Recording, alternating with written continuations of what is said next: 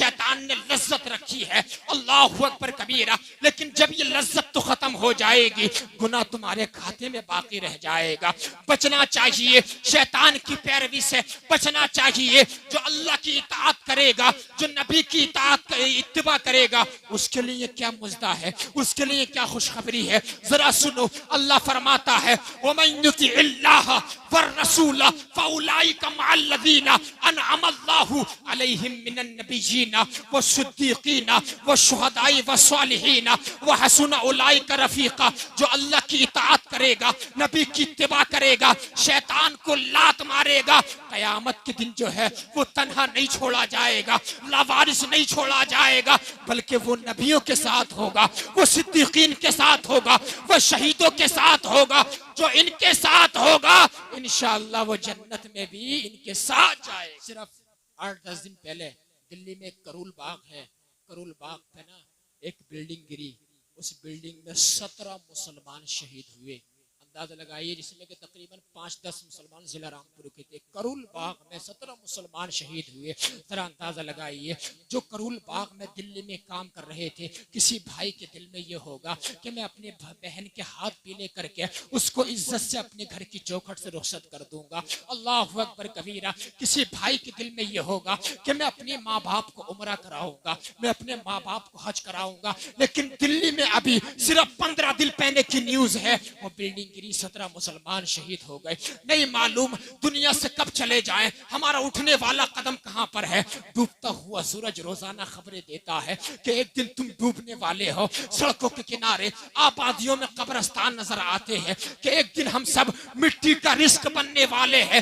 کب چلے جائیں، گھر کے جھگڑوں کو ختم کرو، آپس کی ناراضگیوں کو ختم کرو، ایسا تعلق بناؤ، ایسا پیار کرو، ماں باپ سے پیار کرو، آل رسول کی عزت جو ہے نگاہوں کے سامنے لے کر کے آؤ، امام صاحب کی عزت کرو۔ اگر ایسا کر کے دنیا سے مر گئے، زمانہ کہے گا اگرچہ دنیا میں اس نے مال تو زیادہ نہیں کمایا تھا، لیکن بندہ کسی سے الکساتا نہیں تھا، کسی سے اکساتا نہیں تھا، بڑا پیار کرتا تھا، ہر کسی کو سلام کرتا تھا۔ اگر ایسا ہو گیا، چند لوگوں نے تمہارے نیکی کی گواہی دے دی، نبی نے فرمایا وجبت لہ الجنہ، جو ایسا کر کے چلا جائے گا اللہ تعالیٰ اس کے لیے جنت کو واجب کر دے گا، اللہ اس کے لیے جنت کو واجب کر دے گا۔ اندازہ لگائے جنت واجب کر دی جائے گی۔ یہ چیزیں ہیں، بس یہ چیزیں میں نے آپ کو بتائی۔ درود پاک پڑھ کے سنائیے، اللہم صلی علی سیدنا مولانا محمد بارک وسلم، صلاۃ و سلام علیک یا رسول اللہ صلی اللہ تعالی علیہ وآلہ وسلم۔ اب سنو ذرا، جو میں نے حدیث پاک پیش کی وہ سناتا ہوں آپ کو، اس کے ضمن میں چند باتیں بتاتا ہوں۔ محبت سے بولو سبحان اللہ یا رسول اللہ۔ اور بیٹے صاحب تھوڑی اس کی آواز بڑھائیے، ہلکی سی آواز کھارا بولیے یا رسول اللہ۔ ایک حدیث پاک میں نے پیش کی، حدیث پاک کیا ہے معلوم ہے؟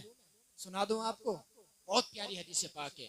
ہمارے تمہارے نبی نے فرمایا، کس نے فرمایا؟ زور سے بولو، ہمارے تمہارے نبی نے، الجنت مشتاقۃ الی خمس، جنت جو ہے کل قیامت کے دن 5 لوگوں کو خود تلاش کرے گی۔ بولو یار، بولو بولو سبحان اللہ۔ کتنے لوگوں کو؟ زور سے بولو، 5 لوگوں کو جنت کل قیامت کے دن خود تلاش کرے گی۔ آپ پوچھیں گے سید صاحب 5 لوگ کون سے ہیں؟ سن کے جائیے گا، حدیث شریف میں آیا ہے، حدیث شریف بتا رہا ہوں آپ کو۔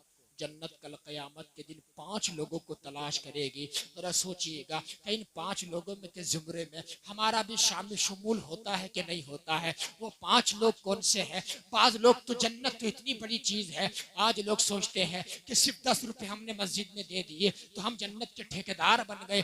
آج لوگ سوچتے ہیں ہم نے سبحان اللہ کہہ دیا جنت ہماری جاگیر بن گئی۔ نہیں نہیں، اگر جنت اتنی سستی ہوتی تو کربلا کے میدان میں امام حسین کو اپنی گردن دینی نہیں پڑتی۔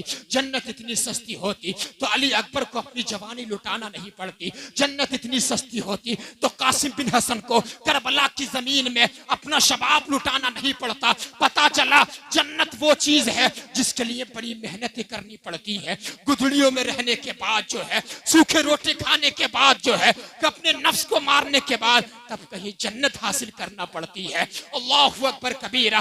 لیکن وہ 5 لوگ کون سے ہیں جن کو کل قیامت کے دن جنت خود تلاش کرے گی؟ دولت پور کے زندہ دل مسلمانوں، حدیث پاک سنو، اور دل کی تختی پہ نوٹ کر کے لے جاؤ. بہت پیاری حدیث پاک ہے. پہلا شخص کون سا ہے؟ ہماری ماں اور بہنیں بھی سن رہی ہیں. پہلا شخص کون سا ہے معلوم بتا دوں آپ کو. ہمارے نبی نے فرمایا تالی القرآن. پہلا وہ شخص جس کو جنت تلاش کرے گی وہ شخص ہے جو قرآن کی تلاوت کرنے والا ہے. بولو یار، بولو بولو سبحان اللہ. جو قرآن کی تلاوت کرے گا اس کو جنت کل قیامت کے دن خود ڈھونڈے گی، تلاش کرے گی، اس کو طلب کرے گی. ذرا دیکھو آج کتنے لوگ قرآن پڑھتے ہیں. میں پوچھنا چاہتا ہوں جن لوگوں کو قرآن پڑھنے آتا ہے انہوں نے بھی جو ہے طاقوں میں اٹھا کر رکھ دیا ہے، زینت بنا دیا ہے. 6 مہینے گزر جاتے ہیں. ارے قرآن ترجمے سے پڑھنے کی بات تو دور ہے، تم تو ویسے بھی نہیں پڑھتے ہو. اللہ اکبر کبیرہ. اگر امام صاحب قرات صرف لمبی کر دیتے ہیں قرآن کی تب تم الکسا جاتے ہو. ارے امام صاحب کوئی گانا تھوڑی گا رہے ہیں، رب کا قرآن پڑھ رہے ہیں. اللہ اکبر کبیرہ. میرے نبی نے ارشاد فرمایا تھا لا اقول الف لام میم حرف واحد. میں یہ نہیں کہتا ہوں الف لام میم ایک حرف ہے، بل الف حرف واحد ومیم حرف واحد ولام حرف واحد. بلکہ میں یہ کہتا ہوں الف ایک الگ حرف ہے، لام دوسرا حرف ہے، میم تیسرا حرف ہے. جس نے الف لام میم کہہ لیا اللہ تعالیٰ اس کے کھاتے میں 30 نیکیاں عطا فرما دے گا. کتنی نیکیاں؟ زور سے بولو. 30 نیکیاں. اللہ اکبر. جو قرآن کی تلاوت کرے گا کل قیامت کے دن اس کو جنت خود تلاش کرے گی. اپنی ماں اور بہنوں سے کہنا چاہتا ہوں اب تو موبائل کا ایسا دور آ گیا ہے. یہ نوجوان جو موبائل کے اندر ڈوبا ہے، جو سوشل میڈیا کے اندر ڈوبا ہے، میری ماں اور بہنیں جو موبائل میں ہر وقت لگی رہتی ہے، آج کا دور تو یہ ہے قسم خدا کی کہ اس نوجوان کو اس موبائل نے تباہ کر دیا ہے. سوشل میڈیا پہ گندی گندی غلاستیں دیکھتا ہے. میرے نوجوان بھائی تیرا چہرہ تو سیب کی طرح کھلتا ہوا نظر آنا چاہیے لیکن تیرا چہرہ مرجھایا ہوا ہے. اللہ اکبر کبیرہ. موبائل کی اسکرین نے تیرے چہرے کی روحانیت کو چھین لیا ہے، تیرے چہرے کو بدنما کر دیا ہے. اللہ اکبر. میری ماں اور بہنوں تمہارا معاملہ کیا ہے؟ آج سے 10 سال پہلے دیکھو ہماری مائیں، ہماری دادیاں جو ہیں اس زمانے میں جب موبائل نہیں تھا قسم خدا کی ہر جمعے کو قرآن پڑھتی تھی. نہ صرف ہر جمعے کو بلکہ فجر کی نماز کے بعد جو ہے قرآن کو کھول کے بیٹھ جاتی تھی. لیکن آج ہماری ماں اور بہنوں نے بھی قرآن پڑھنا بند کر دیا ہے. جو پڑھتی ہے وہ خوش نصیب ہے. میں کہنا چاہتا ہوں قرآن وہ چیز ہے جو قرآن عظیم کو پڑھتا رہے گا اللہ تعالیٰ اس پہ اپنا خاص رحمت نازل فرماتا رہے گا. قرآن وہ چیز ہے. حدیث شریف میں آتا ہے جو جمعے کے دن سورہ کہف پڑھے گا. کون سی سورت؟ سورہ کہف پڑھے گا تو ایک جمعے سے لے کے دوسرے جمعے تک اس کے لیے نور بن کے سما رہے گا. سبحان اللہ.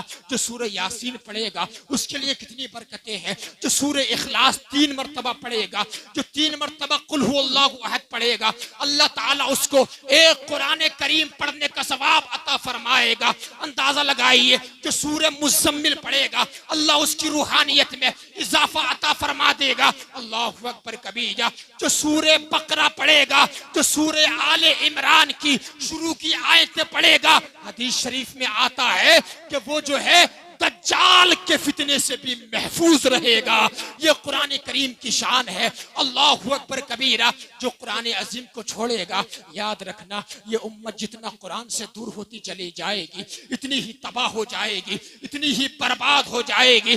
جتنا قرآن سے قریب آ جائے گی اللہ تعالیٰ اس امت کی اتنی ہی برکت نازل فرما دے گا. قرآن پڑھا کرو.